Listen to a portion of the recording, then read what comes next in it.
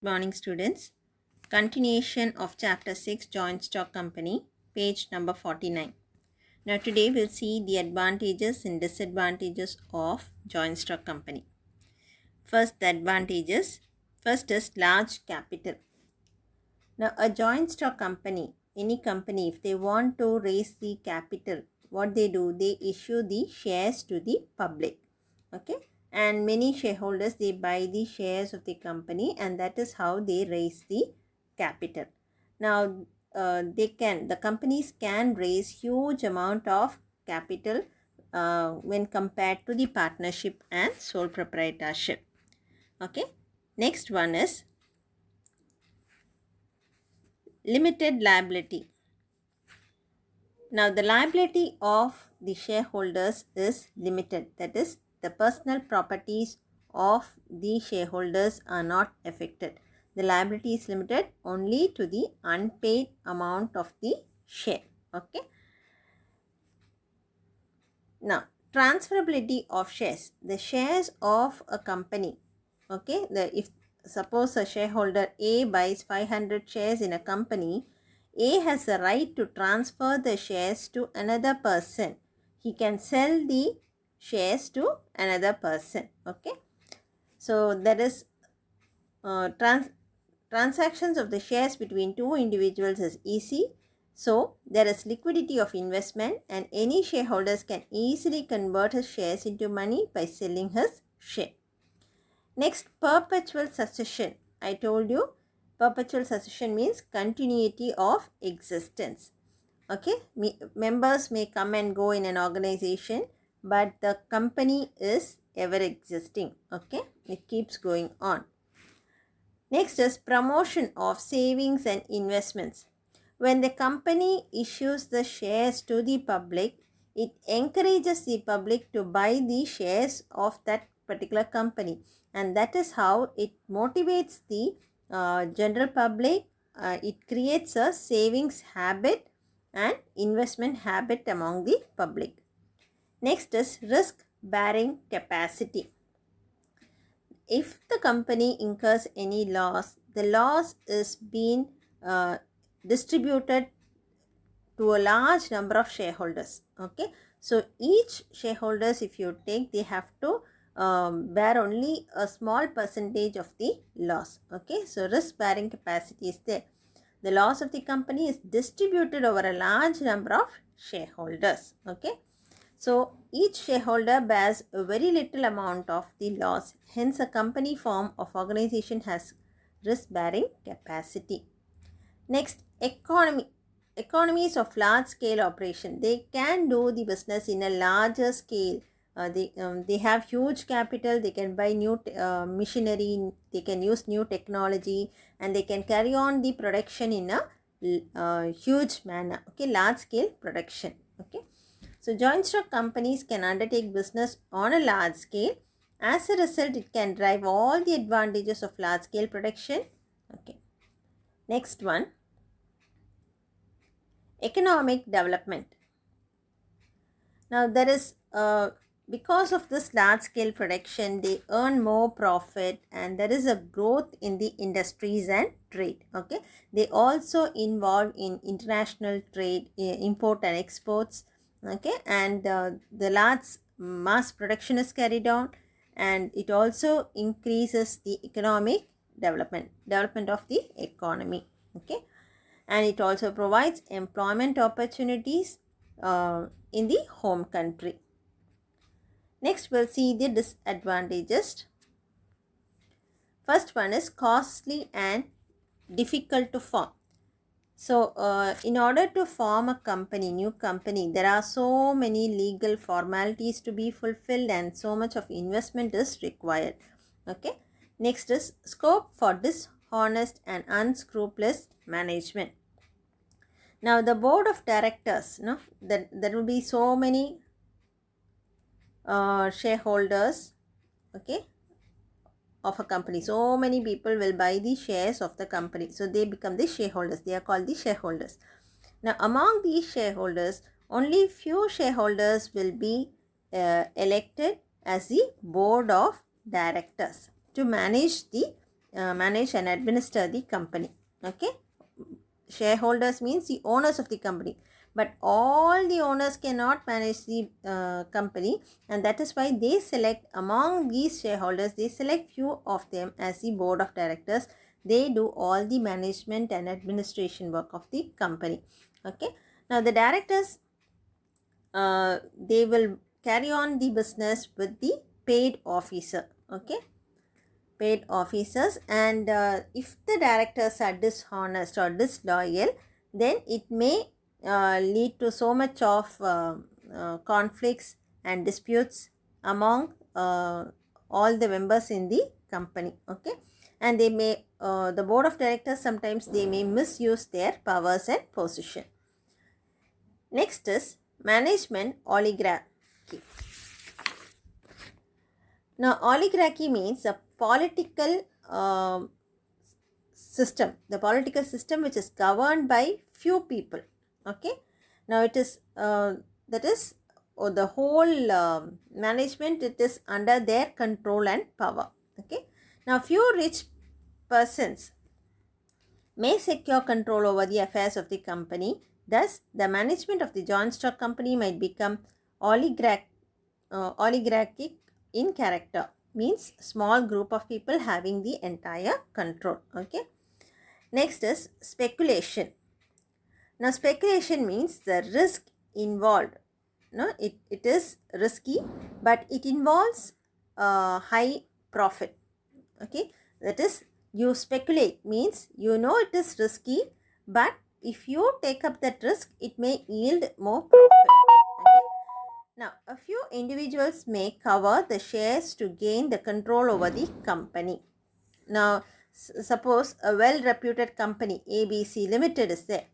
Okay, if the company is going to issue the shares to the public, now knowing this is a well reputed company. Knowing this, what they do is, the directors, the board members or few rich people, what they do, they buy most of the shares of this company. Okay, so that is known as speculation. Knowing because they are aware that in future these shares may yield very high return. Okay, in that case they knowingly buy all the shares. So it is under few rich people's hand. All these shares are under the few rich people's hand. Okay, now few individuals may cover the shares to gain control over the company.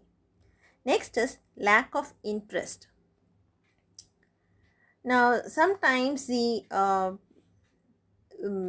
people at the top level, they may not show much interest for the benefits of the company. They may not take any initiative to work hard. Okay, they are not usually inclined to take risk and they lack initiative. Next, lack of good labor relation. Now in sole trader business, personal supervision is possible, but in a company it is difficult. Once again, now company form of organization, no, the board of directors may not have the direct contact with the employees at the lower level. Okay, so there is lack of personal contact and labor relationship in joint stock company form of organization. Okay, next one is high taxation. Now this company form of organization, they have to pay high tax to the government. Okay, when compared to the other forms of organization. Next, we'll see the types of company or the classification of companies. Okay, now classification based on incorporation. You have chartered company, statutory company, and association not for profit. And classification based on membership, it can be classified into public company and private company. On the basis of members' liability, it can be classified into limited by shares, limited by guarantee, and unlimited liability. On the basis of control, you can classify the company into government company, holding company, and subsidiary company. And on the basis of nationality, you can classify into domestic company, foreign company, and multinational company. Okay. Now you should know all these companies because separately they may ask in 2 marks and 3 marks. Okay. Now we'll see the companies based on incorporation, how the companies are classified. The companies are classified as chartered company, statutory company, and association for not for profit companies. Now first one is chartered company. Now chartered company means the companies which is established by the kings and queens of a country. Now this type of country is not there in India. Okay. Now the powers to frame all the rules of the companies is vested with the charter. Charter means a contractual document. Okay. So only the kings and queens have the power to alter the contractual document, the charter. Okay. So they may ask what is a charter for 1 mark question. And examples given are East India Company, Bank of England, Hudson Bay Company are the examples of chartered companies. Okay. The Companies Act does not apply to them. This Companies Act 1956 and 2013 we have no.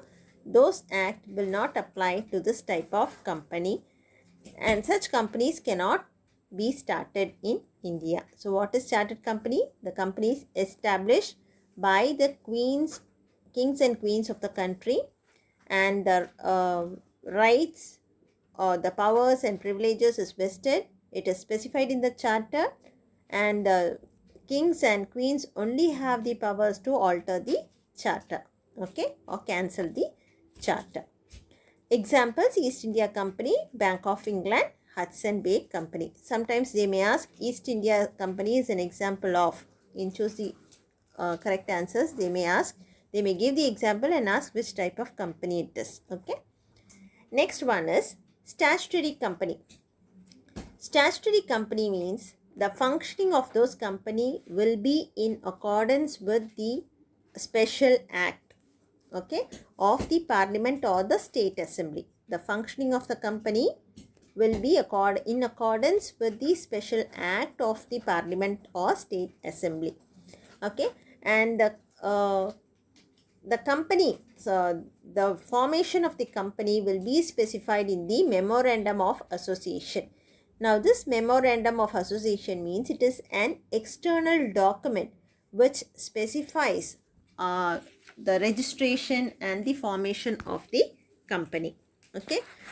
And the internal affairs of the company will be stated in the articles of association. How the company has to be managed, how the salary has to be paid to the staff. All the internal management will be mentioned in the document called Articles of Association. We'll see this in detail. You have a separate topic. Okay. Now you just understand Memorandum of Association. It means it is a legal document which is prepared at the time of formation of the company, at the time of registration process of the company. Okay. An article of association is it deals with all the internal affairs of the company, internal management of the company. Okay. How much dividend should be given, interest should be given, how the salary is paid. All the internal affairs is dealt in the articles of association. Okay. And the companies will be audited by the controller and the auditor general of India. Okay. And the report which they prepare, this controller and auditor general of India prepares, should be submitted in the parliament. Okay. Now examples are Food Corporations of India, LIC, GIC, General Insurance, Life Insurance, Reserve Bank of India, State Bank of India, Industrial Development Bank of India, Railways, Electricity, ONGC, okay, Oil and Natural Gas Corporations. All these are the examples of statutory company. Okay. Now what is statutory company? I told you it is the functioning of this company will be under the special act of the parliament. You have the memorandum of association which specifies the which is a legal document which is prepared at the time of formation of the company, and articles of association which specifies the internal day-to-day management of the company, and the companies will be audited by the Controller and Auditor General of India, and that report which they prepare should be submitted in the Parliament. Okay, examples are given. Now, statutory companies enjoys autonomous status. Autonomous status means they enjoy complete freedom. Okay, that is, even though it is formed by the Parliament, they are established by the Parliament, the government will not interfere in the functioning of these types of company. Okay, they will not interfere in the company's work. Okay, the government will not interfere. That is why they say autonomous status. The freedom to govern by itself is there. Okay, and it need not use the word limited next to its company. Say for example, ABC is a company. Okay, when ABC means the word limited should be attached if it is a government company. Okay, if it is a private company, P Limited will be attached to the name. Okay, now for this type of statutory company, this is not required. The word limited need not be attached to its name. Okay, next one is association not for profit. Now, according to section 25, the central government may by license grant that an association may be registered as a company with limited company without using the word limited or private limited as part of its name. Now, the license will be granted only in case of association not for profit. Now, the central government will will give the license to start the association not for profit companies. Okay, but when will they provide the license? Only if the main motive is not to earn profit. Like for example, to start a sports club or a commerce club, arts club.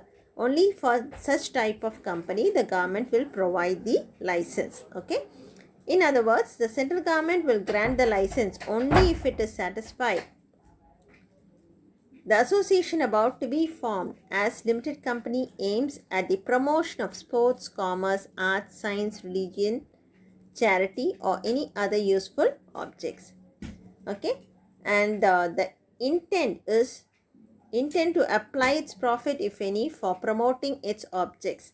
So suppose if they earn profit also, that profits they should use for the promotion of its objectives, to fulfillment of the objectives. It prohibits the payment of dividend to its members. So if suppose a company earns profits of 1 lakh, the profits will be distributed among the shareholders as dividend. So in case of association not for profit, the dividends will not be issued to the members. It will not be paid to the members. Okay. Now, such companies may be public or private companies and may or may not have the share capital. Okay. Now we saw classification of companies based on incorporation. First one is chartered company, second one is statutory company, and third one is association not for profit. Okay. Next one is membership. Now, on the basis of membership, the companies can be classified into public company and private company. Okay. Now we'll see in detail. On the basis of membership, first one is private company. Now, to form a private company, the minimum number of members should be 2 shareholders and 2 directors. Okay, and maximum is 200 persons, 200 shareholders. Okay, so what is the minimum number of persons required? 2 shareholders and 2 directors, and maximum is 200 shareholders. Okay, and for private limited company ABC, if suppose ABC is a company, the word private limited should be attached to it. Okay, P limited or private limited should be attached to the name for a private company. Okay, now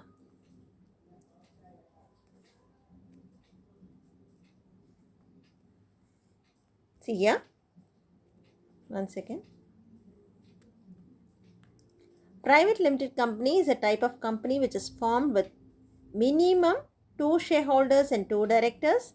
Okay, the minimum requirement with respect to authorized or paid up capital earlier, no, so this point you just leave it, okay, because it is as per the previous amendment. Okay, the minimum amount of 1 lakh should be maintained as a paid up capital. Now this clause is omitted in the amendment, Companies Amendment Act with effect from 2015. So you just ignore it, okay, because now we don't have it. Okay, now another conditions of a private company is that by its articles of association restricts the right to transfer its shares. Okay, now this point, restrict the right to transfer the shares. Remember in features we learned, a companies can transfer its shares to another person, isn't it? Suppose A has 500 shares of a company. If A is willing, he can sell the shares to C. 300 shares he can sell, or 500 shares he can sell to C. Okay, whereas in private company, you cannot transfer the shares freely to another person. There are so many restrictions, conditions to be fulfilled. Okay, so right to transfer its shares is restricted. Next, and also prohibits any invitation to the public to subscribe for any securities of the company. Now, any company, if they want to issue the shares, okay, they will issue, first they will give the prospectus to the public. They will issue the prospectus to the public. This is in case of public company, I am telling. Public company, if they want to raise the share capital, okay, they will issue the prospectus to the general public. Okay, now after that only the public will apply for the shares in the company. Okay, they will fill in the application form and they will apply for the shares in the company. Okay, whereas in case of private company, they restrict the invitation to the public, means the prospectus cannot be issued, prohibits issue of prospectus. Okay, so now see here, prohibits any invitation to the public to subscribe for the securities of the company, means it prohibits the issue of prospectus. Just make a note of it, prospectus. Okay, prohibits the issue of prospectus. Now, maximum is 200 persons can become the shareholders in a private company, and the name of private company should be suffixed with the private limited. I told you, isn't it? Scientific Publishing Service Private Limited, Chennai. The private limited company can be formed in 3 variations.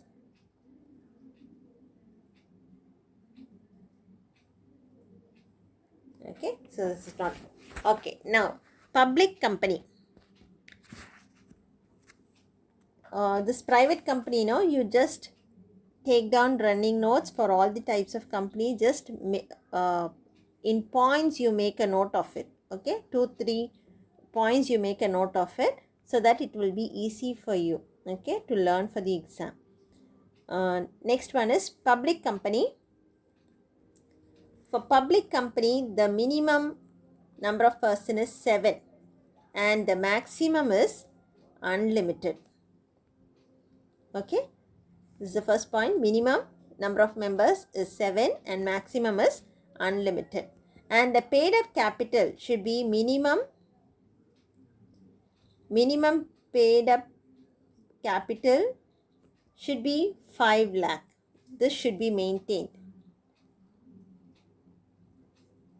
Okay, minimum paid up capital of 5 lakh should be maintained. And It does not restrict the transfer of share. It does not restrict transfer of shares. That is, the shares of a public companies are freely transferable. You can sell it to another person. Okay. Now, this 3 point is enough. Now, it is a subsidiary of a company which is not a private company. I will explain you what is subsidiary company in the next side heading. Okay, in the next classification. Now, it does not prohibit any invitation to subscribe for any shares or debentures of a company. That is, it does not prohibits any invitation, means you can issue the prospectus in case of a public company. Public companies can issue prospectus to the general public. Okay. Now, it does not prohibits any invitation or acceptance of deposits also. Next.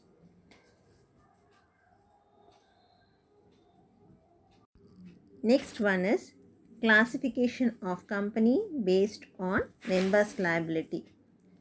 Now, based on members' liability, you can classify limited by shares, limited by guarantee, and companies with unlimited liability. Okay. Now, first we'll see the companies limited by shares.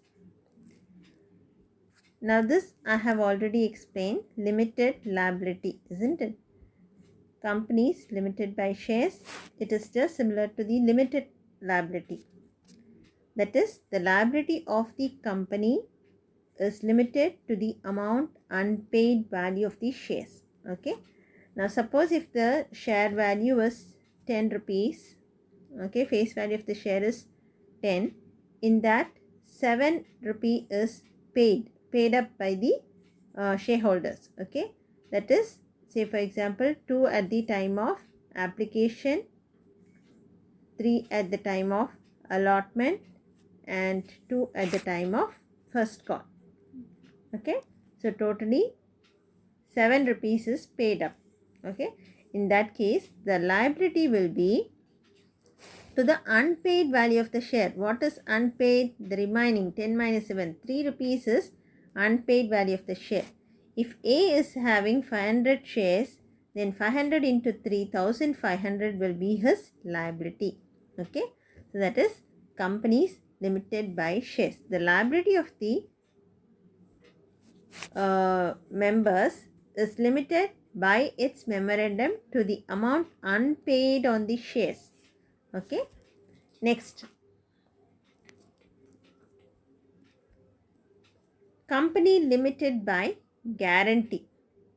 Now, some shareholders, they will voluntarily undertake to contribute some amount to meet the deficiency at the time of winding up. Okay. At the time of winding up, if say for example, a particular shareholder gives a guarantee of 50,000. Okay. Now, in the event of winding up, if the company is not able to meet up the deficiency, then A will contribute 50,000 voluntarily to the company. Okay. To settle the dues. Now, suppose if there is a share capital and the A has 500 shares, in that he has paid 7 rupees per share. So, the remaining 3 rupees is his unlimited, is his limited liability. Okay. So, 1,500. Now, in this case, this amount which he has guaranteed plus the amount which is unpaid on the shares, the total he has to pay. Okay. So, that is known as a company limited by guarantee. Okay.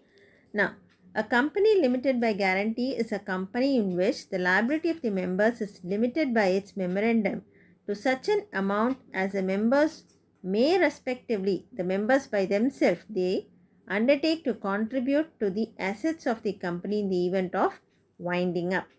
Okay. Now, this type of company is mainly formed, okay, for the promotion of arts, science, commerce, religion, and charity or any other useful object. The company is limited by guarantee may be either a private company or a public company. Okay. Now I'll just once again repeat. The liability of the company in case of winding up of the company, some shareholders, they voluntarily undertake to contribute some amount to meet the deficiency. So in that case, the liability of that particular shareholders will be limited to that amount only. Okay. Now in the example which I told you, if the shareholder A is voluntarily guaranteeing for 50,000 in the event of winding up, then up to 50,000 only he has his liability. Okay. Next one, unlimited liability. So unlimited company. Now in case of unlimited company, the member's liability is unlimited. Okay. Member's liability will be unlimited. Now an unlimited company is a company in which the liability of the members is not limited by its memorandum. In other words, the liability of the member is unlimited. That is, their personal properties will also be utilized to settle the dues of the company. Okay. Now, the law requires that, okay, the company is a separate entity. So when the company is a separate entity, you cannot use the creditors cannot approach the shareholders to claim their personal properties. So what they do is they apply in the court. Okay, they apply in the court, and the court will direct the members to contribute to the assets of the company to settle off the dues using their personal properties. Now usually this type of company do not exist. Okay, so unlimited company, you just understand the meaning, but usually it does not exist. The company means it has a limited liability only. Now next classification is based on control. Now based on control, companies can be classified as garment company, holding company and subsidiary company. Now first we'll see garment company. Okay. Now a company which is registered under the Companies Act 1956. Okay. A company registered under the Companies Act 1956 is called as a garment company. Okay. Now see here, a public enterprise incorporated. Incorporated means registered. Okay. Under the Indian Companies Act 1956 is a garment company. Now a garment company, it any company share, the 51% of its share, 51% of its shares will be acquired by the central government or by the state government or partly by central and partly by state government.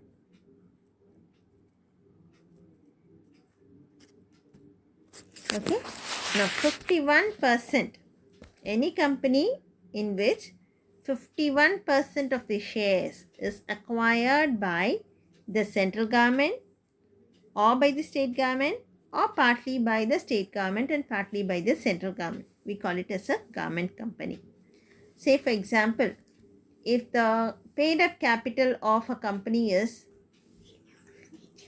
5 lakhs, okay, now what is 50% of his 2,50,000?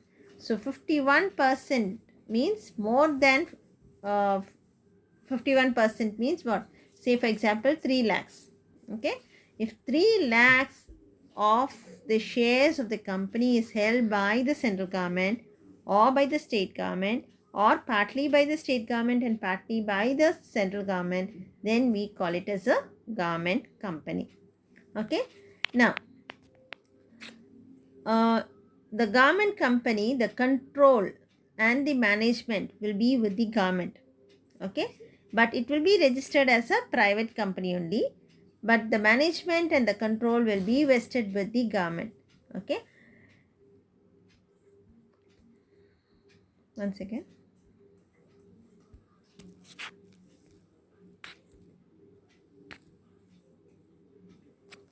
Yeah.